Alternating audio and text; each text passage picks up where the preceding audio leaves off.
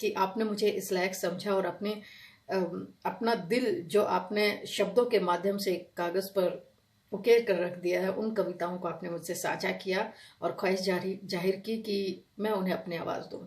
तो मुझे बहुत खुशी हो रही है कि मैं आपकी इन दोनों कविताओं को रिसाइट करूंगी और आपने मुझ पर भरोसा किया, उसके लिए मैं आपकी तहे दिल से आभारी हूँ। इन दोनों ही रचनाओं का आपने टाइटल नहीं दिया है नीलम जी। मैं चाहती थी कि मैं इनका टाइटल दूं, लेकिन ये रचनाकार के साथ मेरी तरफ से नाइंसाफी होगी कि उनकी लिखी हुई कविताओं को अगर मैं टाइटल दे दूं तो, इसलिए आप ही इनका टाइटल डिसाइड कीजिएगा। और लेकिन हाँ, मैं अभी इन्हें रिसाइट जरूर करूंगी। बहुत खूबसूरत लिखा है आपने, बहुत खूबसूरत। तो इन दोनों के टाइटल नहीं है, इसलिए मैं कविता 1 और कविता 2 करके मैं इसे रिसाइट करूंगी। तो चलिए शुरू करती हूँ नीलम शर्मा जी की दो खूबसूरत कविताएं। कविता नंबर 1। आओ बैठो पास मेरे, आओ बैठो पास मेरे, तुमसे जी भर बातें कर लूं। आओ बैठो पास मेरे, तुमसे जी भर बातें कर लूं। कुछ तुम अपने मन की कह दो, कुछ तुम अपने मन की कह दो और कुछ मैं अपनी कह लूं। मेरी खामोशी तुम पढ़ लेना, मेरी खामोशी तुम पढ़ लेना, मैं थोड़ा सा तुमको पढ़ लूं। मेरी खामोशी तुम पढ़ लेना, मैं थोड़ा सा तुमको पढ़ लूं। तेरे साथ मैं जीकर दो पल, तेरे साथ मैं जीकर दो पल, मैं पूरा जीवन जी लूं। आओ बैठो पास मेरे, आओ बैठो पास मेरे। नीलम जी कितना खूबसूरत लिखा है आपने। तेरे साथ मैं जीकर दो पल, तेरे साथ मैं जीकर दो पल, मैं पूरा जीवन ही जी लूं। आपकी कविता की सार्थकता ही इन्हीं में है नीलम जी, कि मेरी खामोशी तुम पढ़ लेना, मैं थोड़ा सा तुमको पढ़ लूं। मेरे साथ मैं जीकर दो पल, तेरे साथ मैं जीकर दो पल, मैं पूरा जीवन ही जी लूं। यही प्यार की प्रकाष्ठा होती है कि आपकी बहुत छोटी सी ख्वाहिश होती है, सिर्फ 2 पल के लिए आप मुझे मिल जाइए, लेकिन उन 2 पलों में मैं अपना पूरा जीवन आपके साथ जी लूंगी। ये आपकी कविता का सार है और बहुत खूबसूरत है। उनकी अगली कविता है कविता नंबर 2। अमिट रंगों से सवारी है मैंने तस्वीर तुम्हारी, अमिट रंगों से सवारी है मैंने तस्वीर तुम्हारी। जी चाहता है, जी चाहता है उसमें और रंग भरो, मगर न जाने क्यों, मगर न जाने क्यों, जैसे होले होले से मन में कुछ टूट रहा है, जैसे नीम के दरख्त में पड़ रही हो दरार कोई।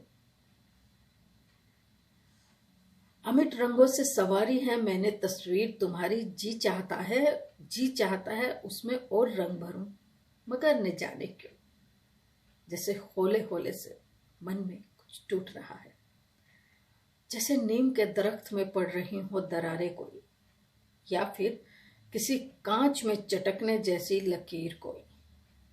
मैं सोचकर हैरान सी हूं, मैं सोचकर हैरान सी हूं और चुपचाप देख रही हूं अपनी ही सवारी गई तस्वीर में पड़ रही लकीरों को। नीलम जी, आपकी एक कविता में प्यार और जीवन की गहराई है और दूसरी कविता में कहीं ना कहीं कोई दर्द है जो कांच के टुकड़ों की भांति कहीं दूर बिखरता चला जा रहा है। प्यार, मोहब्बत, दर्द, तकलीफ, ये एक दूसरे के ही पर्याय हैं।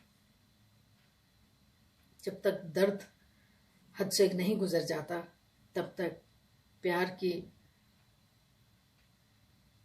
जो गहराई है उससे आप आत्मसात नहीं कर सकते। और कहते हैं ना, दर्द जब हद से बढ़ जाता है तो वो दवा का काम करने लग जाता है। तो बिल्कुल यही बात पूरी तरह से लागू होती है प्यार पर भी, कि प्यार की जब इंतहा हो जाती है, प्यार पाने का नाम नहीं है। हम सब ये सोचते हैं कि हमने प्यार कर लिया तो हमें इसे पा ही लेना चाहिए।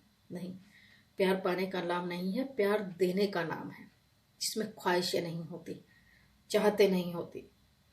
लेकिन चाहते क्या होती हैं? जो खुद को आत्मसात कर लेती हैं उस प्यार की लौ में।